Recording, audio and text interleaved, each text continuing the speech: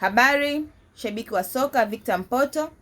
Karibu Priscilla TV katika mahojiano mafupi kuhusu mechi ya leo. Asante Priscilla TV.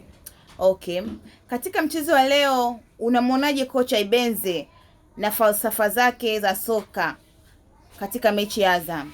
Ibenge ana falsafa nzuri, ni kocha bora na ana uwezo wa kupanga kikosi kizuri katika falsafa zake, akiwatumia watu kama Diakite, Faisal Salum Faitoto na pamoja na Kitambala na wings kama vile Zidani, wakiweza kumtumia kwa spidi Kitambala, basi lolote linaweza likatokea kutokana na falsafa zake za mpira wa spidi.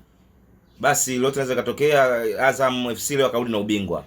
Kitambala wanamchukuliaje katika mechi ya leo? Atakuwa na nafasi gani katika kipengele chake? Kitambala ni mchezaji mzuri. Kama Faisal ataweza kumlisha pasi ndefu, kwa sababu Kitambala ana spidi, ana nguvu na ana uwezo wa kulalia watu wawili watatu, anaweza akapiga mashuti yake ambayo tumeyazoea yale, au akimtumia Diakite na Zidane kumpa pasi za penetration zile ndefu, basi Kitambala anaweza akafanya kitu chochote na akaiadhibu Nairobi United.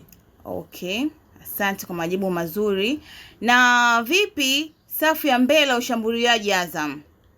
Safu ya mbele ya ushambuliaji Azam, narudia pale pale, kina Diakite na kina Zidani kama wataanza kwenye gemu ya leo, naamini mchezo utaenda kuwa mzuri sana, na Kitambala wakiweza kumtumia, kumpigia pasi ndefu, mipira ya juu, sababu anaruka vichwa, ana uwezo wa kupiga mashuti, ana uwezo wa kupiga chenga, basi lolote linaweza likatokea kwenye safu ya mbele. Na iamini sana safu ya Azam wako vizuri, ni wasumbufu kina Diakite, kina Zidane, spidi yao wakiweza